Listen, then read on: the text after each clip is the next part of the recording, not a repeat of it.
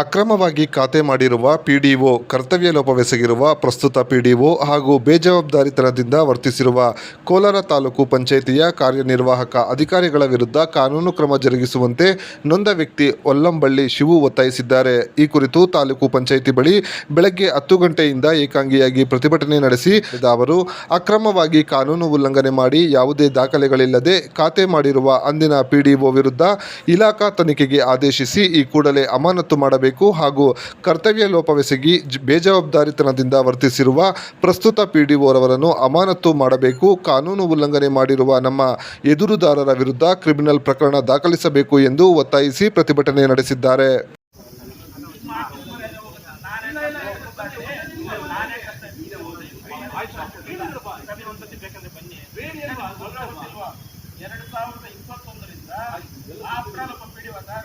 ಒಂದು ವಂಶವೃಕ್ಷ ಇಲ್ಲ, ಒಂದು ಆಧಾರ್ ಕಾರ್ಡ್ ಇಲ್ಲ, ಒಂದು ರೇಷನ್ ಕಾರ್ಡ್ ಇಲ್ಲ, ಮಿನಿಮಮ್ ಭೌತಿಕತೆಗೆ ಒಂದು ಡೆತ್ ಸರ್ಟಿಫಿಕೇಟ್ ಇಂದ ಖಾತೆ ಮಾಡ್ತಾರೆ.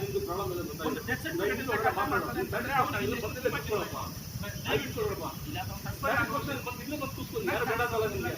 ಅವ್ರು ಸಸ್ಪೆಂಡ್ ಆಗೋವರೆಗೂ ಇವರು ಎಫ್ಐಆರ್ ಆಗೋರು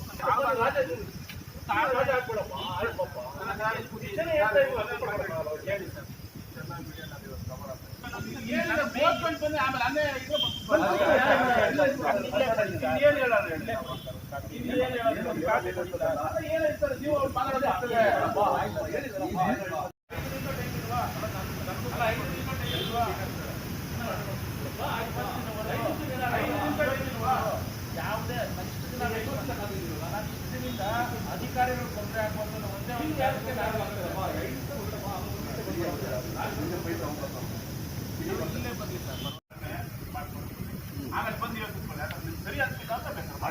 ನಿರಂತರವಾಗಿ ಕುತ್ಕೊಂಡಿರ್ತೀವಿ.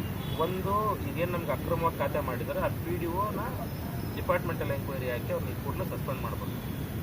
ಜೊತೆಗೆ ಈಗೇನು ಕರ್ತವ್ಯ ಲೋಪಿಸಿದ್ದಾರೆ, ಸ್ಟೇ ವೈಲೇಷನ್ ಆಗಿದ್ರು ಕೂಡ ವಿರುದ್ಧ ಕ್ರಮ ತಗೊಳ್ಳದೆ ಏನು ಅಧಿಕಾರಿಗಳು ನಿರ್ಲಕ್ಷ್ಯ ವಹಿಸಿದ್ದಾರೆ ಅವ್ರನ್ನ ಅಮಾನತು ಮಾಡಬೇಕು. ಸಿಇಒರು ಈ ಕೂಡಲೇ ಸ್ಥಳಕ್ಕೆ ಇವ್ರು ಬಂದು ಇದಿಷ್ಟು ಡಿಮ್ಯಾಂಡ್ಸ್ ಕ್ಲಿಯರ್ ಆಗೋವರೆಗೂ ಯಾವುದೇ ಕಾರಣಕ್ಕೂ ಇಲ್ಲಿಂದ ಹೋಗಲ್ಲ.